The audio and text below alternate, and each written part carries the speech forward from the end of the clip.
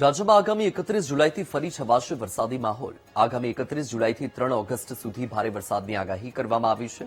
જ્યોતિષ શાસ્ત્રી જયપ્રકાશ માઢકે કરી અતિ ભારે વરસાદની આગાહી। ગ્રહો અને નક્ષત્રો પરિવર્તન થતા ભારે વરસાદની શક્યતા છે। ઉત્તર અને મધ્ય ગુજરાતને ફરી મેઘરાજા ગમરોડશે।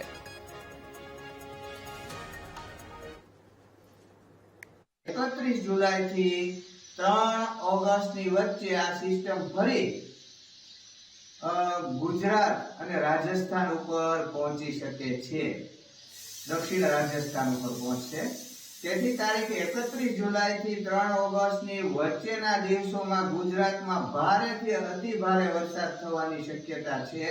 અને આવો વરસાદ ક્યાં થશે તો ખાસ કરીને ઉત્તર ગુજરાત અને મધ્ય ગુજરાતમાં આવો વરસાદ થવાની શક્યતા છે, જેમાં કેટલાક વિસ્તારોમાં એક્સ્ટ્રીમલી હેવી રેન પણ આવી શકે છે। અને આ તારીખોમાં રાજસ્થાનમાં પણ વરસાદ થવાની શક્યતા છે।